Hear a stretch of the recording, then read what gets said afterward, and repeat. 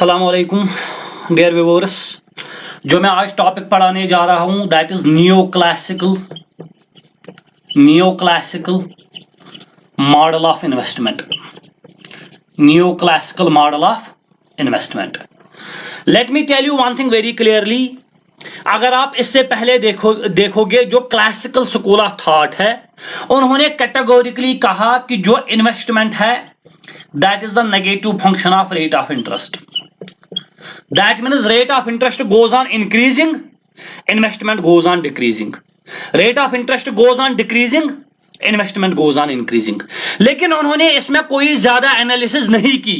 इन्होंने सिंपली कहा कि investment is the negative function of the rate of interest. लेकिन कैसे क्या ये इन्होंने नहीं बताया। इसीलिए फिर एक स्कूल ऑफ थॉट आया जिसका नाम है new classical school of thought, जिसमें अल्फ्रेड मार्शल है, जिसमें पीगो है। ये क्लासिकल ही है बट न्यू। दैट मीन्स इन्होंने क्लासिकल की आइडियोलॉजी जो है वो वैलिडेट की। इन्होंने क्लासिकल के साथ एग्री किया विद फ्यू इंप्रूवमेंट्स। जो उनमें शॉर्ट कमिंग्स थी उनको दूर करने की इन्होंने कोशिश की। तो new classical model of investment भी यही बोलता है कि जो इन्वेस्टमेंट है it is the function of rate of interest, it is the function of marginal product of capital, and it is the function of taxation. It is the function of taxation. Now this is investment function. That means investment depends upon rate of interest, it depends upon marginal product of capital, and it depends upon taxation. Now when it comes to investment karu, these two factors are to be kept constant, and then they say investment is the function of rate of interest, जो classicals ने बोला था। But analysis is very different. This is a very beautiful topic, very beautiful topic. Now see, इसके लिए इन्होंने क्या किया। New classicals ने कहा जो इकोनॉमी में तमाम फर्म्स है, we will divide those firms into two categories. Number one is production firm. Number second is rental firm. इसका क्या मतलब है। इन्होंने कहा जो प्रोडक्शन फर्म है इट प्रोड्यूसेस गुड्स एंड ये क्या करती है, it buys capital on rent. That means इसके पास अपना कैपिटल नहीं होता है, ये कैपिटल को रेंट पे बाई करती है और फिर उसी से बनाती है goods. That means they are involved with production, of goods in the economy, so they are called production firms. They don't own capital, इनके पास कैपिटल नहीं होता है, they just rent it from another firms. और जो rental firm होती है ये क्या करती है, इट बाइज कैपिटल, ये खुद कैपिटल बाई करती है and then rents it That means whereas production firm is associated with production, rental firm is associated with creation of capital, and then it gives that capital on rent. That means अगर हम investment की बात करेंगे, what do we mean by investment? Economics में net investment, ये net investment का concept है। What do we mean by net investment? Net investment simply means change in the stock of capital. Economy में capital stock का change होना is known as net investment.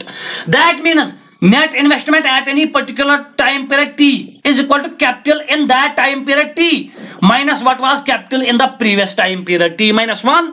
This will show the change in the stock of capital. That change in the stock of capital is called net investment. That means net investment simply means change in the stock of capital from the previous time period. And here we are associated with, when I am saying neoclassical model of investment, I am associated with this net investment, change in the stock of capital. अब मैंने आपको कहा जो production firm है that produces goods, वो तो capital produce ही नहीं करती है, वो तो कैपिटल रेंट पे लाती है। लेकिन जो रेंटल फर्म है दैट बाइज कैपिटल और फिर रेंट पे देती है। That means it is rental firm that is associated with net investment. हत्ता कि किसी इकोनॉमी में एक ही फर्म दोनों हो सकती है, प्रोडक्शन फर्म भी और रेंटल फर्म भी। लेकिन न्यू क्लासिकल्स ने अपनी एनालिसिस इजी बनाने के लिए फर्म्स को दो कैटेगरीज में डिवाइड किया, production firm and rental firm. Now सी, सबसे पहले मैं बात लूंगा प्रोडक्शन फर्म की। प्रोडक्शन फर्म में अगर आप देखोगे, सपोज इसका कास्ट है, रेंट जो ये देता है that is R, this is the rent जो ये रेंटल फर्म को देता है उस कैपिटल के लिए जो उसने उससे हायर किया। अब वो मशीन इसको प्रोडक्ट बना के देगी, सपोज उसका प्राइस जो है that is P. Try to understand what I am saying. इसका जो कॉस्ट है दैट इज रेंट और वो हम डिनोट करते हैं आर से। फिर उसने उसको एक प्रोडक्ट बना के दिया जिसका मार्केट में प्राइस है P, that means P is revenue. लेकिन अगर हम रियल कॉस्ट देखेंगे, real cost means simply when we divide anything by prices, so real cost is equal to revenue divided by price. So RP is the real cost, real rental cost of this production firm. R rent ये देता है rental firm को, फिर उसने उसको product बना के दिया जिसका प्राइस पी है, that means P is the revenue from one product. So the real cost on one unit of capital will be R divided by P. And let me tell you one thing, where is equilibrium reached? When MPK is equal to R by P. Now what is MPK? Marginal product of capital, additional unit that this capital produces. जो इसने नया unit capital का लाया, जो उसने additional unit of output बनाया, that is called marginal product of capital. It must be equal to real cost because this is marginal revenue. अगर हम एक तरीके से देखेंगे, this is marginal cost, marginal revenue must be equal to marginal cost, so this is the equilibrium condition. क्योंकि if marginal product of capital is greater than cost, naturally stock of capital will increase, he will get more and more capital from rental firm on rent, क्योंकि इसको profit हो रहा है। Remember this equation, marginal product of capital must be equal to real rental cost. Now see, अगर मैं यहां पे एक simple C Cobb Douglas production function लूंगा, क्यों is equal to A K raised power alpha L raised power 1 minus alpha. This is the simple production function which says output. Q is output. It is the function of input of capital and labor. Capital and labor. Now what is this A? It is efficiency parameter, technology. Because output Q does not depend upon input of capital and labor only. It also depends upon technology. अगर तो 5 नफर लगे labour 5 दियो 5 अलबाइन capital 5 तुहन output आस कम as compare to अगर तुम 5 labour दियो 5 tractor. So technology also plays a role. So output is dependent upon technology, capital and labour. Now what is this alpha? This alpha shows how much output changes when capital changes. That means this alpha shows returns to this capital. Now what does 1 minus alpha shows? It shows 1 is total returns, 1 minus alpha, alpha is the returns of capital, so 1 minus alpha shows the returns to labor. It shows how much output changes when labor changes. So alpha is output elasticity with respect to capital. How much output changes when capital changes? Labor is output elasticity with respect to labor. This 1 minus alpha, how much output changes when labor changes. Now see, अगर मैं ये production function की differentiation करूंगा, देखिए Q is equal to K alpha L1 minus alpha. Now see, del Q by del K, I have to differentiate it with respect to capital because I am dealing with investment. So A alpha नीचे आएगा, K alpha minus 1, this is differentiation. A alpha नीचे आएगा, K alpha minus 1, L raised power 1 minus alpha. इसको मैं ऐसे भी लिख सकता हूं, A alpha L divided by K whole raised power 1 minus alpha. क्योंकि अल्फा माइनस 1 जब मैं के को नीचे ले जाऊंगा ये बनेगा 1 माइनस अल्फा। के को जब मैं नीचे ले जाऊंगा अल्फा माइनस 1 बनेगा 1 माइनस अल्फा। इसको भी 1 माइनस अल्फा है, सो दोनों का common 1 minus alpha. And this is marginal product of del Q by del K. This is marginal product of capital. Change in output due to change in capital. That is marginal product of capital. Since in equilibrium, MPK is equal to R divided by P. Real rental cost जो हमने अभी देखा, सो हम लिख सकते हैं R by P is equal to A alpha L divided by K raised power 1 minus alpha. देखो यहां पे कितनी ब्यूटीफुल एनालिसिस है। आपको मैथमेटिक्स में ज्यादा नहीं जाना है, आप इकोनॉमिक्स में जाओ। See, this is change in output due to change in capital, so this is marginal product of capital. और हमें ये इक्वेशन निकली सिंपल। दैट मींस मैं इक्विलिब्रियम में इसके बदले R by P भी लिख सकता हूं because in equilibrium MPK is equal to real rental cost. तो यहां पे एक बात पता चलती है, देखो K डिवाइड में है, दैट मींस जितना K ज्यादा होगा रियल रेंटल कॉस्ट कम होगा। नेचुरली वाई क्योंकि कैपिटल जब ज्यादा होगा रेंटल फर्म्स के पास तिम आसन दपन कहां गस निनु यथ रेंटस पे real rental cost will be low that means amount of capital and real rental cost are inversely related अगर में कैपिटल कम आस प्रोडक्शन फर्म्स आसन सारे छाड़न कैपिटल लेकिन कैपिटल कम है so real rental cost will be high जितना लेबर ज्यादा होगा रियल रेंटल कॉस्ट ज्यादा होगा वाई क्योंकि लेबर के साथ हमें कैपिटल चाहिए सो कैपिटल की डिमांड बढ़ेगी रियल रेंटल कॉस्ट ज्यादा होगा that means capital amount of capital and real rental cost are inversely related but labour and real rental cost are directly related और and it is directly related with a what is a technology naturally जो machine जितनी efficient होगी उसका rental cost उतना ज्यादा होगा now see this was the analysis of production firm this was the analysis of production firm लेकिन मैंने आपको पहले ही बताया इन्वेस्टमेंट कौन करती है हमारे एग्जांपल में it is the rental firm now we will deal with rental firm we will deal with rental firm now see rental firm में हमारी एनालिसिस बहुत इजी हो जाती है what is the revenue of rental firm जो rental firm है इसका revenue है आर डिवाइडेड बाई पी जो उनका कास्ट था आर डिवाइडेड बाई पी वो इनका रेवेन्यू है क्योंकि वो रेंट पे लाती थी मशीन तो उनके लिए कास्ट था ये रेंट पे देते हैं इनके लिए रेवेन्यू है that means revenue of a rental firm is R divided by P now what are the costs of revenue firm rental firm के तीन कास्ट्स है रेंटल फर्म के तीन कास्ट्स है नंबर 1 टोटल इंटरेस्ट देखो जो कैपिटल है वो रेंटल फर्म लाती है इट बाइज इट तो उसके लिए ये लोन लेती है जो ये लोन पे इंटरेस्ट देती है वो तो इसका टोटल इंटरेस्ट वो तो कास्ट है ना हाँ अगर इसने अपने पैसों से लाया फिर भी इंटरेस्ट कास्ट आएगा क्यों क्योंकि अगर उसने वही पैसा बैंक में रखा होता उस पैसे ने इसको इंटरेस्ट कमाई होती that means he forgoes some interest costs या तो लोन पे या तो अगर अपने पैसे से लाया तो he forgoes some interest he could have earned in the bank so total interest cost is equal to I P K where I is nominal rate of interest and PK is the price of capital. That means if the price of capital is 1000 and I is 10, that means 100 rupees is interest cost. Simple. जो revenue आपने देखा जो उनका rent था देते थे इसके लिए वो रेवेन्यू है कास्ट इसको पहले है इंटरेस्ट कास्ट क्योंकि इसको मशीन खरीदनी पड़ती है रेंटल फर्म ही खरीदती है मशीन यही इन्वेस्टमेंट करते हैं तो इस पे उसको इंटरेस्ट कास्ट आता है either on loans or the interest he forgoes by buying that machine and that interest cost is equal to I into PK where I is the normal rate of interest and PK is the price of capital second cost change in the price of capital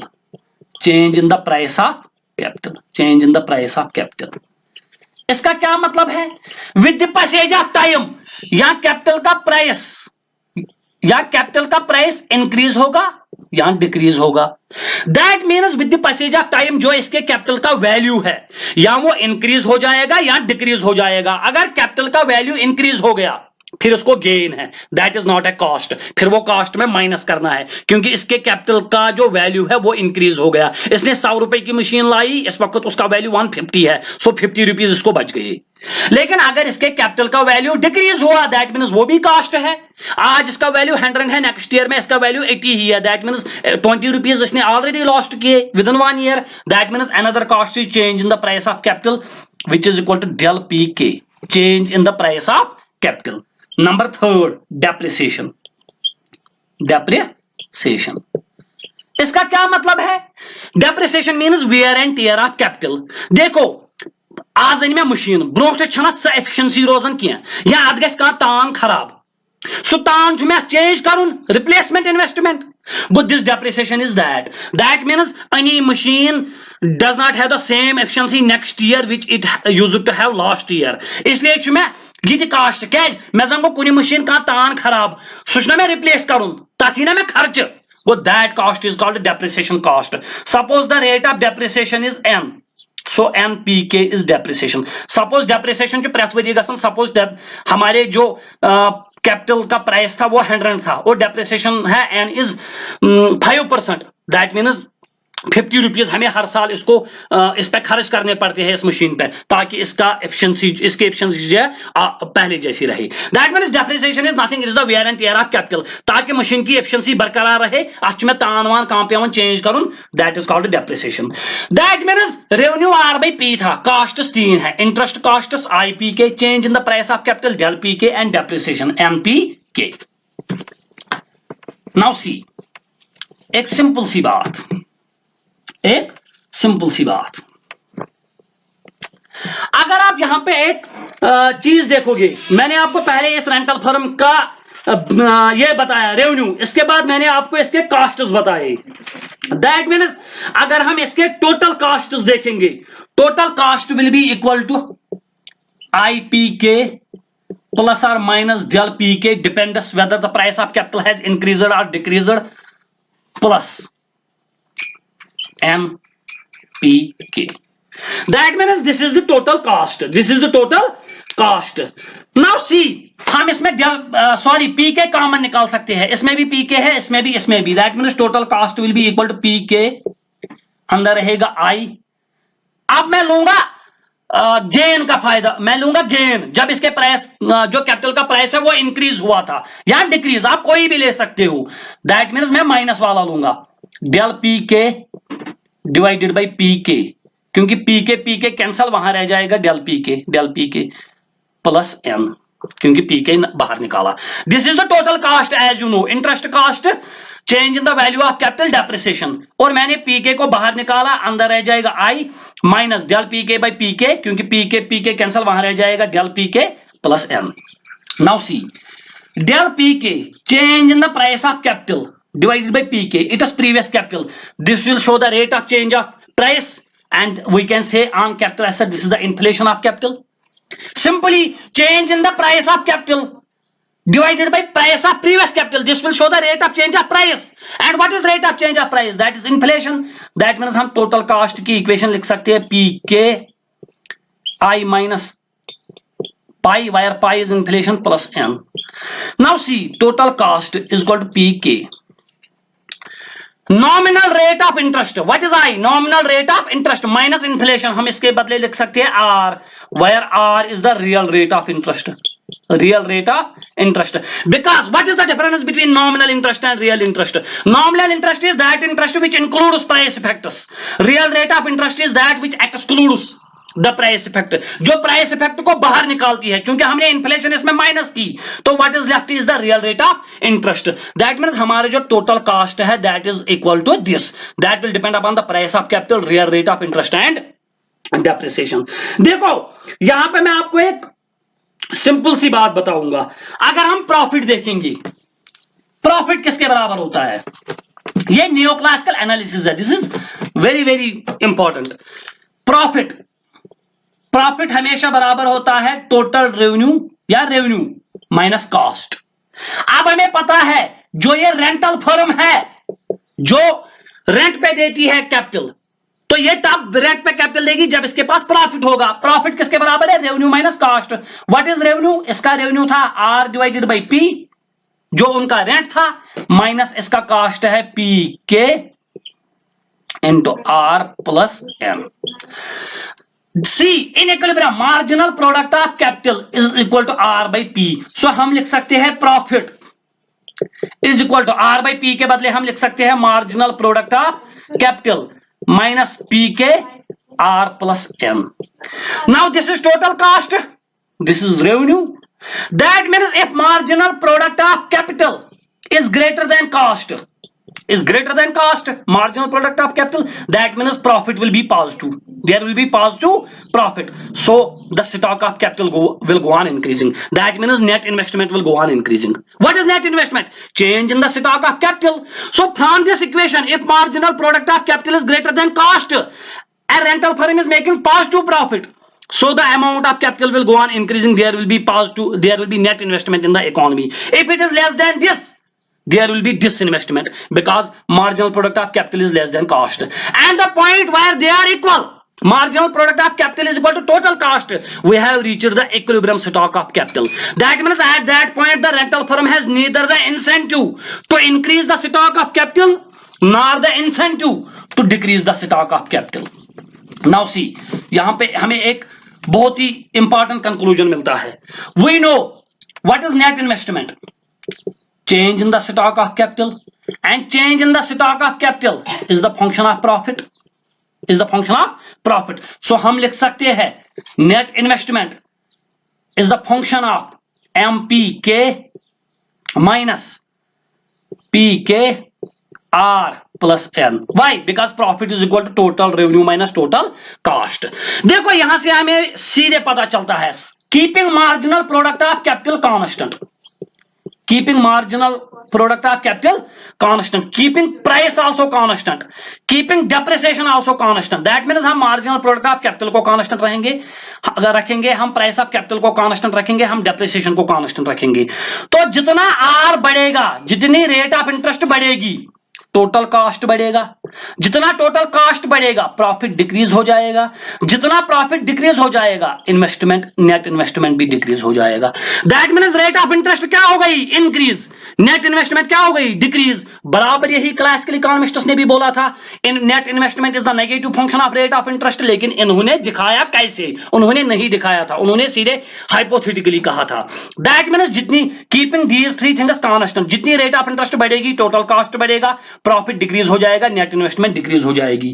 that means अगर आप diagrammatically दिखाओगे, यहां से rate of interest, यहां से net investment, it will be a downward sloping curve. That means rate of interest increase, investment decrease. Now suppose keeping these three things constant, keeping these three things constant, suppose in rate of interest 5% थी, investment 50 था. Okay, अब rate of interest constant है. Suppose marginal product of capital goes on increasing. पहले हमने वो 3 constant रखे थे, अब मैंने ये 3 कांस्टेंट रखे. दैट मींस मैंने कास्ट कांस्टेंट रखे और मार्जिनल प्रोडक्ट ऑफ कैपिटल क्या हो जाएगा? इंक्रीज. जब marginal product of capital increase हो जाएगा with cost constant, that means profit increase. जब profit increase, that means net investment increase, but at the same rate of interest. Why? Because we have kept this constant. पहले हमें rate of interest 5 थी, investment कितना था? 50. अब eight the same rate of interest there will be 70 investment. That means we will move from point A to point B. That means investment curve will shift outwards. Investment curve will shift outwards.